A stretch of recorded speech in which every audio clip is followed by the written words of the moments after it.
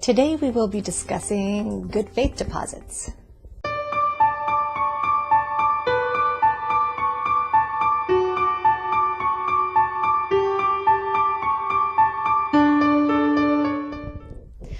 Hi, this is Julie Schnieders with Schnieders Real Estate Group, Coldwell Banker, Previews International here in Laguna, Niguel, California. I want to welcome you again to my video blog. Today we will be discussing good faith deposits. But before we begin, I'd like to draw your attention to the two links on my blog. If you are looking to buy a home, click the Search All Homes link. And if you're looking to sell a home, click the Free Home Value Report link. Now back to our topic. When you make an offer to buy a house, you want the seller to take your offer seriously. So you offer a good faith deposit toward the purchase price.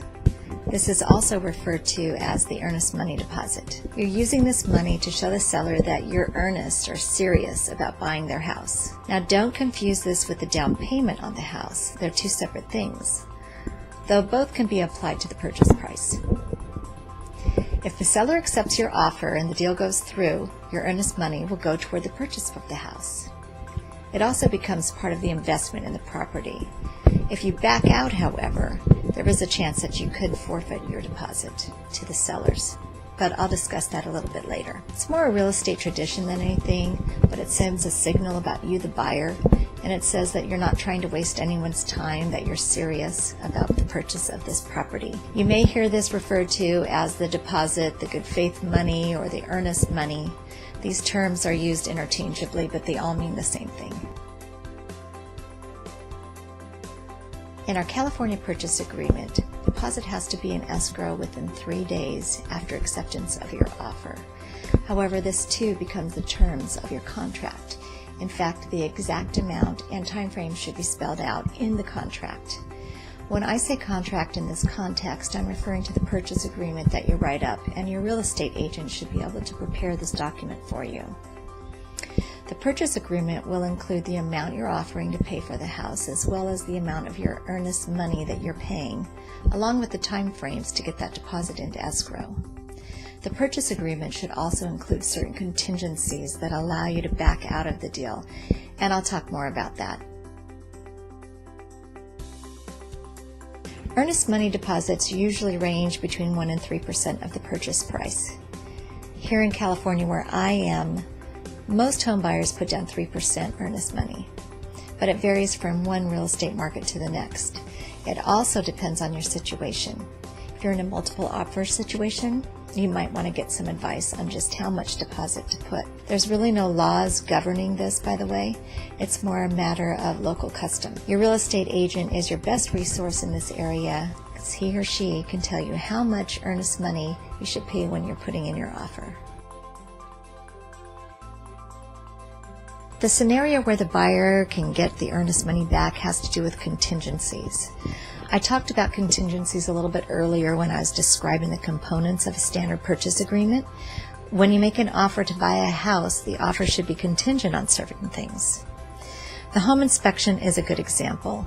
You should have something in your purchase agreement that says if the home inspector uncovers a serious flaw that you're unwilling to accept, you can back out of the deal and keep your earnest money.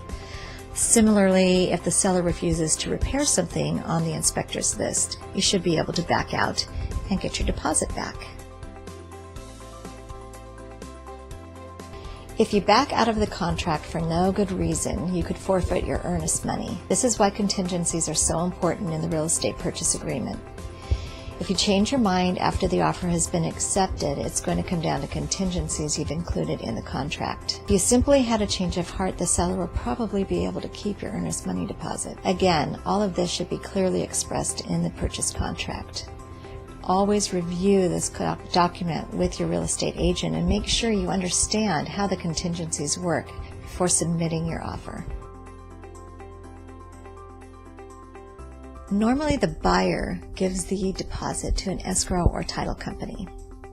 The escrow agent acts as a middleman between the buyer and the seller. Escrow is a neutral third party, and they are responsible for closing the deal and ensuring that funds are distributed properly. So in closing, I'd like to stress that the earnest money part of this is mostly standardized. You shouldn't spend a lot of time analyzing this. Just ask your agent what's the standard deposit amount for your area.